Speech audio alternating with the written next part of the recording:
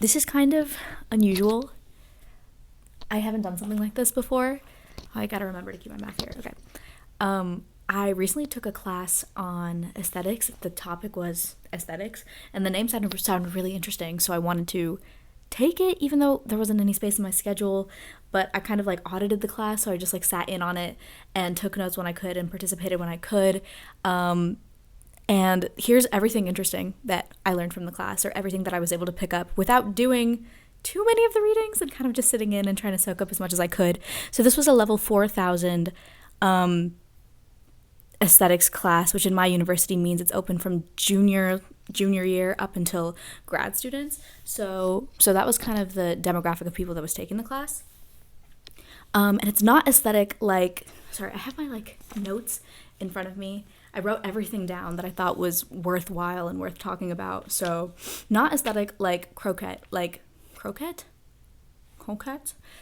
Lana Del Rey, not aesthetic like that. Aesthetic like what it means to be beautiful, what are the qualifications to consider something as art, what makes it worthy of artistic suggestion and discussion and stuff like that. And the main people that we read from the course are two people called Michael Podro and Roger Scruton. Academics, surely, hopefully. Podro's main thing was he talks about something called the inseparability of form and content, and we'll get into that later. And then Scruton takes a little bit more of a passionate approach in what he thinks qualifies as art and what doesn't qualify as art, bringing in a sort of moral question. So before we jumped into all of that, there had to be kind of like a baseline for what is art.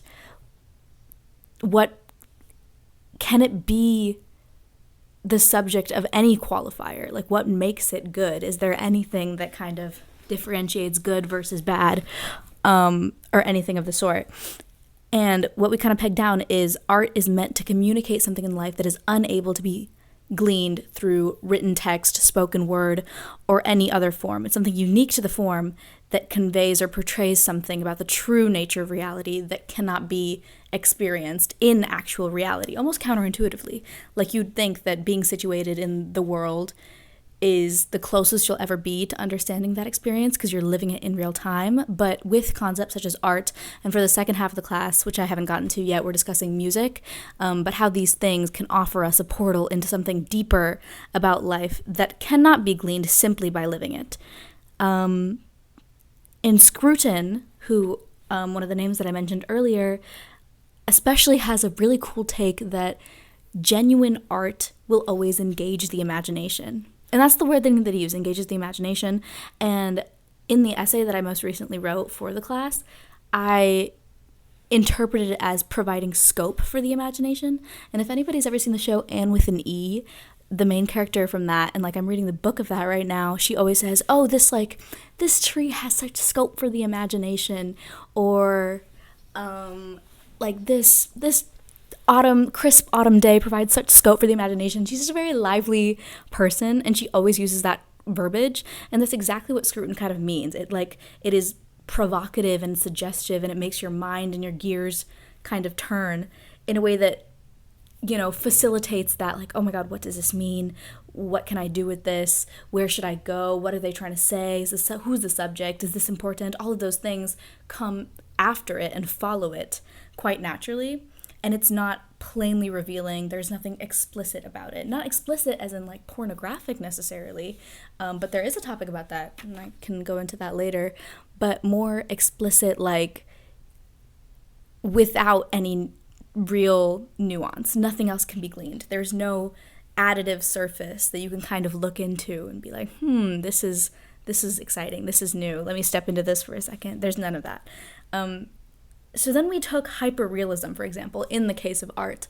Is an artist that chooses to use hyperrealism as their preferred form of expression, artistic expression, is that kind of valid if it's meant to exactly replicate what you could see in real life? And to go a step further, there's an illusionist perspective of what art is, which is replicating the psychological phenomenon that would occur in your head as if you were seeing the subject in real life. So if there's a hyperrealistic painting of, say, a man sipping a cup of coffee, then the painting, what it seeks to do is replicate the neurons in your head, very biologically, that are being triggered by that seeing that scene in front of you, but on the two-dimensional surface, which Plato actually addresses in his in Book 10 of the Republic, by saying then every painting would be a flop, because the two-dimensional surface and that portrayal would always fall short to seeing the actual phenomenon, seeing the actual subject in real life. So then it's like, well, what's the point of art anyway? Why would you do that? And then I was thinking, because I'm kind of an aspiring artist and I want to make that happen, but every time I see a hyper-realistic artist on Instagram or on YouTube or wherever, there are two things that are either very important, both used in tandem or one or the other. And the first is a time lapse or something about the process where you're seeing where you can see them like apply slabs of paint in order to make a really realistic portrait face, which in that case the skill and the technique and the process of it is what becomes the most impressive part, and that is what qualifies it as good, the technicality of it. Or if it's hyper realistic art, the other thing that they do too is leave the edges of the painting blurred out to the white canvas, or the actual face or the subject will be really, oh no, low battery, okay, really hyper realistic, and then the reference back to the white of the canvas is super crucial in interpreting that painting as worthy, as valuable. Because again, it's the skill of it that makes it so, not necessarily the subject, not necessarily gleaning something grander about the true reality of the true nature of reality or anything like that. It is the skill of it that makes it so impressive. And then I was thinking, I was on a train ride. This is the one thing that I contributed in class, and I'm not really used to taking philosophy classes and like the discussion that comes along with that. So I'm not sure if anecdotes are, I know they're not the best kind of the best input to offer when you're going through like the Socratic seminar discussions, but I just thought this was so relevant. I was on a train ride from Rome to Venice last year, and it was 4 hours, and there were two men behind me, and one was an atheist and the other was a Southern Baptist, and I have no idea if they were traveling together, but they had a camaraderie going. They spoke very easily with one another, but they were debating about like, what's the harm in believing in religion? Like, why not believe? If it doesn't cost you anything, you know, like, why can't it be a good thing? And obviously that boils down to, is religion real? Like, is this worth believing in? And if it's, you know, sound in some sort of way. And the atheist was by all means winning the argument. He was, you know, providing fact, he was offering anecdotal experience, he was, you know, referring back to logic, studies, all of it.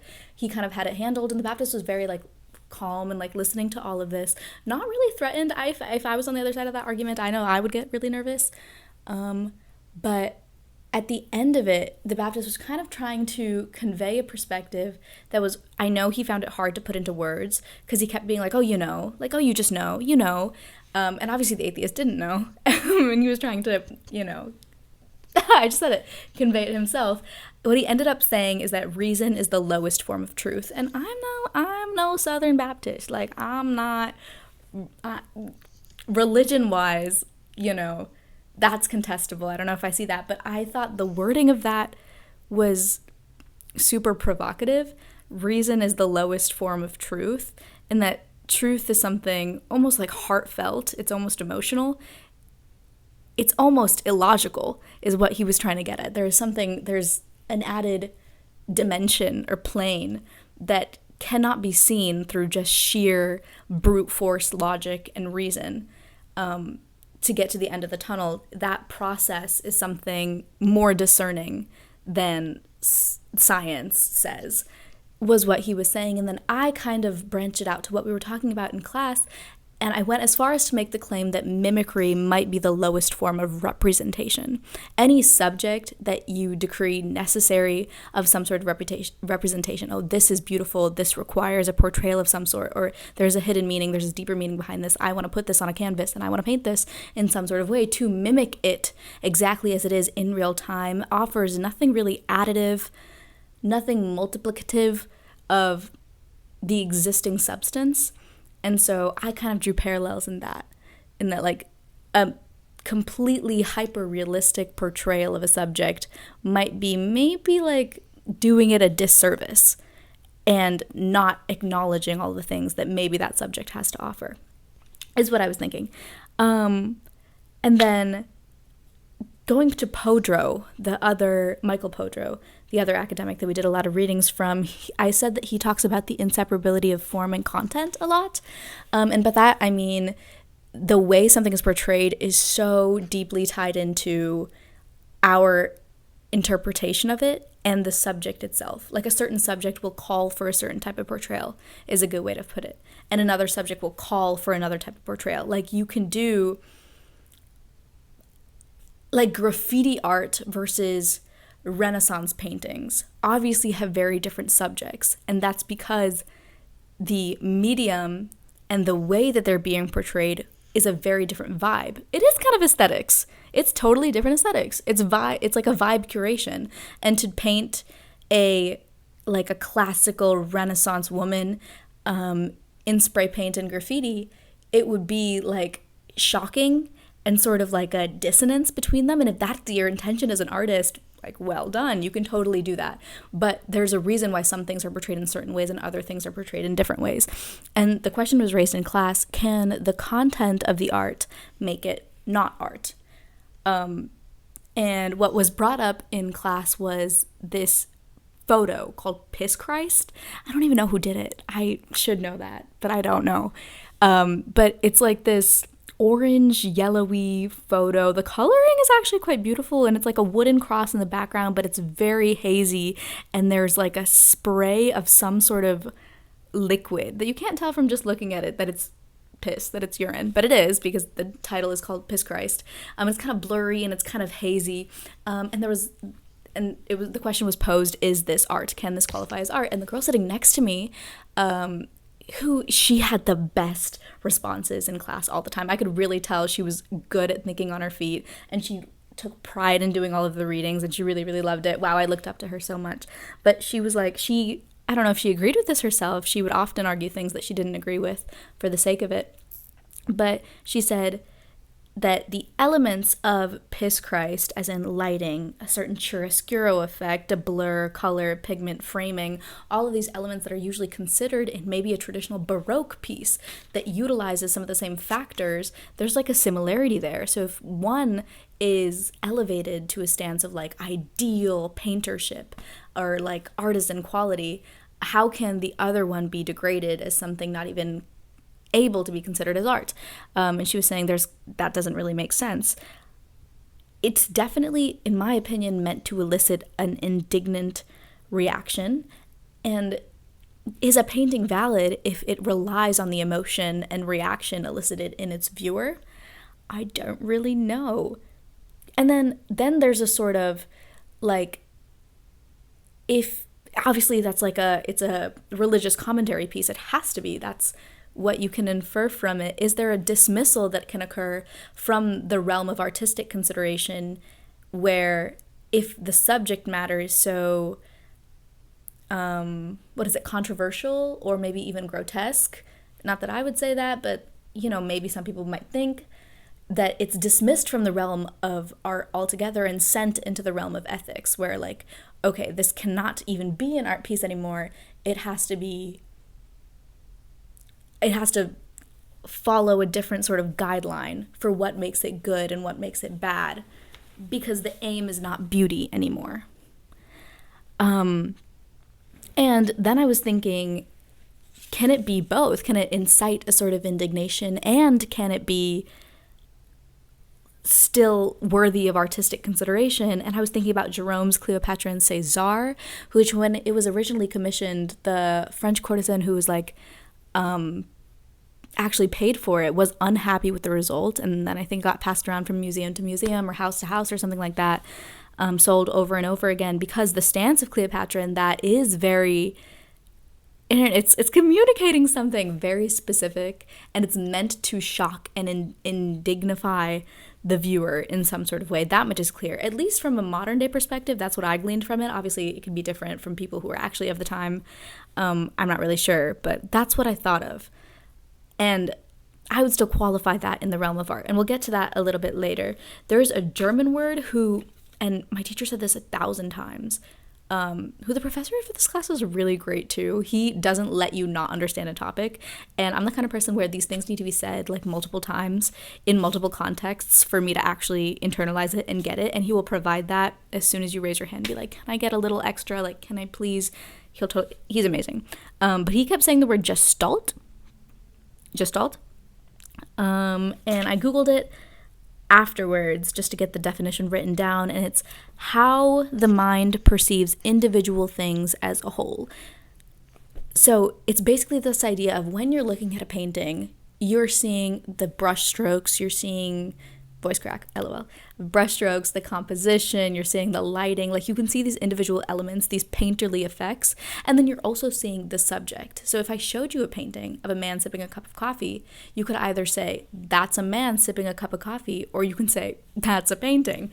And both are valid responses, and this gestalt is taking these pieces of what makes a painting and putting it together to make the uniform portrayal of whatever subject is in the painting.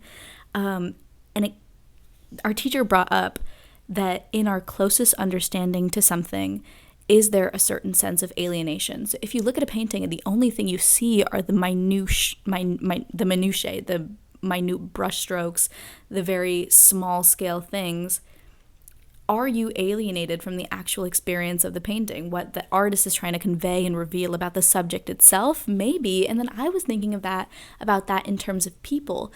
In our closest to people, in our closest to understanding people, reading people, psychoanalyzing people, which I know in this age of judgment is something that's rampant and very poignant in so many relationships. In our closest to understanding somebody, whether that's with empathy or merely for the sake of psychoanalyzing, are we alienated from them? Is understanding, oh, she's doing this because this, and this, and that comes from her childhood insecurity of this, and this, is that dismissing the subject as a whole because we're not practicing gestalt? I don't know if that's how you use it in context, because we're not seeing a unified whole, we're only seeing arbitrary bits and pieces. That's where I went. That's not where the class discussion went. At this point, my teacher said the words lugubrious dirge. I forget. He was like describing a Christmas carol, or oh my god, Christmas songs too. Oh my god. Or something of the sort. And he literally used the words lugubrious dirge, and he said those in my mind went meow, meow, meow, meow, meow. And I checked out for the rest of the class. I was just thinking about that. Who's using that? I'm trying to be like that. I'm trying to use those words in casual conversation. That's so fun. Anyways,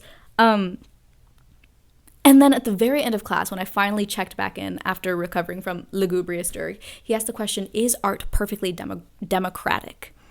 I was dumbfounded. He didn't mean democratic, not like he didn't mean creating art. Is that perfectly democratic? He didn't mean selling art, buying art. He meant purely viewing art. Is that a democratic experience? And obviously it's not the same. That's not what he means. People have different experiences and are coming from different places, have different things that they like and dislike and preferences, and all of these things that accumulate to their personage. It's not going to be the same experience, but is it a perfectly democratic experience? I don't know. Obviously, there's a position of privilege, is what he usually calls it, where if you see a painting in a museum, standing directly in front of it is usually the position of privilege. But everybody can usually step up into that. I don't know. Is art privilege? I don't know. Okay, next, because I don't know. Wow, I actually took a lot of notes. And we have one whole another page to get into. This is going to turn into a game of try to finish all of these notes before my phone storage runs out, and we're already at 18 minutes. Oh my god. Okay, let's go. The next topic is, what is a simulation versus what is art? This is really interesting. So the idea of something being a simulacrum or simulation, like perfect realizations, like hyperrealism can sometimes fit into that, like very simulation-y. Versus art, like any Van Gogh, any Picasso, something that, doesn't even hope to bear any resemblance from real life, so you would never confuse the two. And Scruton, the person that I was talking about earlier, Roger Scruton, says that photography and cinema tend towards being simulacrums. And the difference between simulacrum and art in three things is: one, art engages the imagination versus simulacrum caters towards a fantasy. it's not rooted in real life, even though counterintuitively, it's kind of weird. It's a perfect realization of real life, but it isn't rooted in reality. It only offers fantasy. The second is art will offer an illusion. It'll kind of suggest something. As I was saying earlier, it's like provoking you to think about something, whereas a simulacrum will only offer gratification. If you come into it with a certain desire, usually a simulacrum's role is to simulate that desire and bring you a certain type of gratification. And then third is art will have a certain character, like it has a personality, versus simulacrums tend to make their subjects disembodied. And the main example that we talked, sorry, my mic was far away. The main example that we talked about in class was Boucher's L'Odalisque Blonde. Oh, L'Odalisque Blonde. I'm on day 16 French streak. Oh, okay. L'Odalisque Blonde. Who, even if you Google Boucher's L'Odalisque Blonde, not a lot of images pop up because it's a very risky painting. It is, in the reading, it was almost qualified as softly pornographic. The debate was whether it was erotic art, if it could qualify as art, or if it is tending to simulacrum status. The question being, there's obviously a desire so the pose of the woman is very lewd. She is nude. A woman would never assume that pose with clothes on her body without any sexual intention. The who behind the woman is irrelevant. She is disembodied. She has no character other than the purpose that she serves in the painting, and more aptly the purpose that she serves to the viewer who's looking at the painting. It very much caters towards a fantasy. And then if you look at that versus Botticelli's Birth of Venus, there are very similar elements. Obviously, there's nudity in both. There's a very painterly quality in both. Nobody can say that Boucher's L'Odalisque Blonde is like a, faulty technique or like a failure of actual like artistic quality, because it's a beautiful painting at face value. Or take Manet's Olympia, like that also is a woman reclining in the nude, but it is a position that would be adopted by a woman had she been clothed, and there is a character in those eyes that lends itself past the point of disembodiment and into the stance of character, which gives it more grounds to be actual art. And while I was doing the reading for this, it was so late at night and I just wanted to get it over with, but the Scruton, who kind of, it did run out of storage. I went and deleted a bunch of things, so hopefully that solves the problem. And now my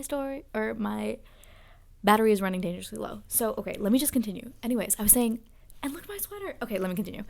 And I made tea. Wait. It's so cute. And it's so adorable. Target. Okay, we should be good. Scruton said, while I was reading him, "In love, all my fantasy is destroyed just so soon as it is erected, by the deeper desire to understand and respond to a being whose essence resides in his independence, in his freedom from me." I just thought that was so romantic in kind of a time where, I don't know if it's always been like this, but it seems that a person's value is most likely to be qualified as their utility to yourself. This person provides me with, this person does this for me, so I like them. They do this for me, so I like them. It's a very conditional sort of way of looking at the concept of love, based on, utility and service.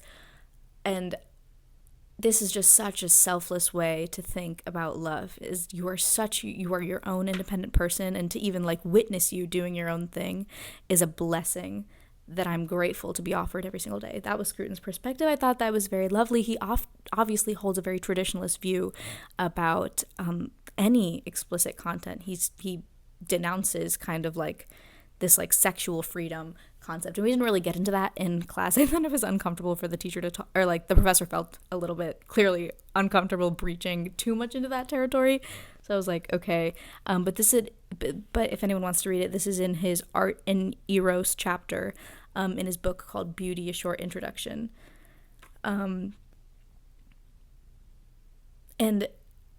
going even a step further, explicit depictions call into something, explicit depictions of any subject call into question the relationship between your soul and body, and anything that is explicit will do this as well. There's a Cartesian view of looking at the relationship between soul and body, which is kind of what, publicly is kind of like widely upheld. This is, a modern way of thinking that my body belongs to me. I can do with it as I please. This is my body. There's an ownership over it in that sort of way. And then there's an older idea which invokes like an older vein of morality that was practiced. Not better or worse. I'm not exerting my own opinion over this because I don't have an opinion as of now. I really don't. I'm still grappling with it. But that your body is not property or capital to own. You cannot trade with it per se, in the way that a Cartesian mindset and framework, philosophical framework, would allow you to. It is almost indescribably intermingled with yourself. You are not separate from your body. Your soul and your body is some sort of combo fusion alien form to like make up your person. And then, I'm getting a little parched. 1 second.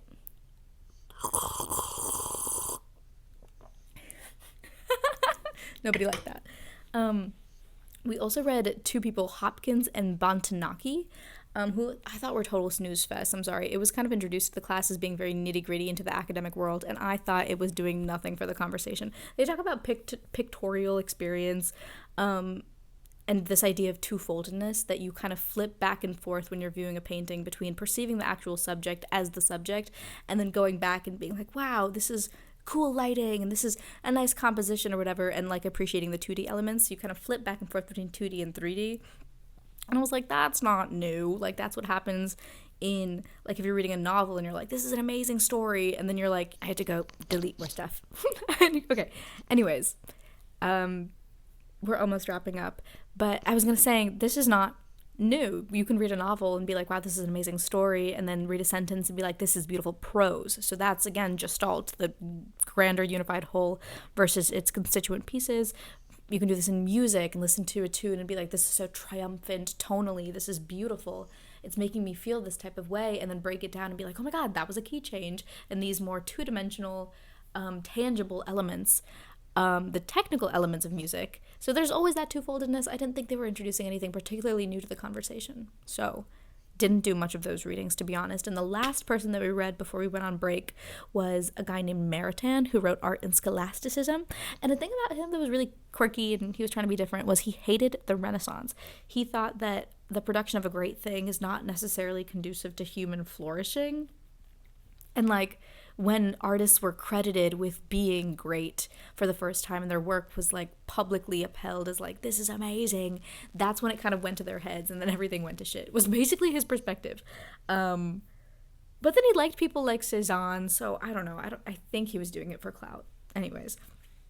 But he was someone to say that the virtue of art, there is a certain virtue attached to art in the same way there's a virtue attached to doing anything, like the virtue of riding a bike. There's a good, proper way to do that, is different from the virtue of ethics in like a moral sense, because there is the aim at beauty. The beauty and aesthetic of art is so deeply tied into the reason why it's produced in the first place that it has a different set of qualifications for what makes it good, which, now that I'm saying that, I'm like, well, like, that only makes sense. That's what he said. Anyway, I went to my teacher during like right before midterm season because we like were reviewing the last essay that we wrote, and he offered me, like, my essay kind of veered into a certain sort of territory, and he offered me this supplemental reading called The Ethics of Elfland by Chesterton. Wait, let me see. I have it in front of me. And he said, read this. So I did. I went and printed it out and I read it. And basically what Chesterton says is that vision is truth. Vision, the imagination, is the closest thing to truth that you could possibly get, which kind of harkens back to what I was saying about mimicry and representation, reason and truth earlier in this. But Chesterton says reality is actually what is dicey and what can be fraud. It is the visionary reality, what exists in your head, that offers the truest truth you have to live. He said ordinary things are the most miraculous, and something that he said was, the sense of the miracle of humanity itself should always be more vivid to us than any marvels of power, intellect, or civilization. Sorry, I can't even read my own handwriting. Powers, intellect, or civilization. This concept of democracy, it is what unifies us, these very ordinary things that are truly to marvel at, where you can wake up one morning and be like, oh my god, the sun rose today. That's so crazy. That's so magical. And he promoted this concept of fairyland, to view everything as if it's magically happening, because that imbues it with a sense of wonder that is very necessary when going through life. This sense of whimsy that, if you cling to, can offer a sort of happiness.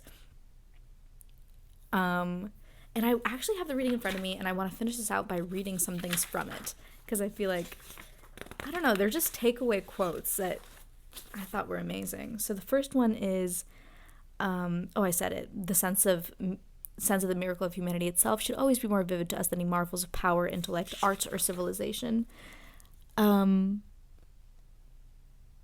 He also maybe says it's quite easy to see why a legend is treated and not to be treated more respectfully than a book or history, which kind of makes sense with this idea that things that are passed down in a visionary sense may have more validity than things that are logically kind of evaluated. And then he said something so whimsical and wonderful. A tree used in the fairy books, charm, spell, enchantment, they express the arbitrariness of the fact and its mystery.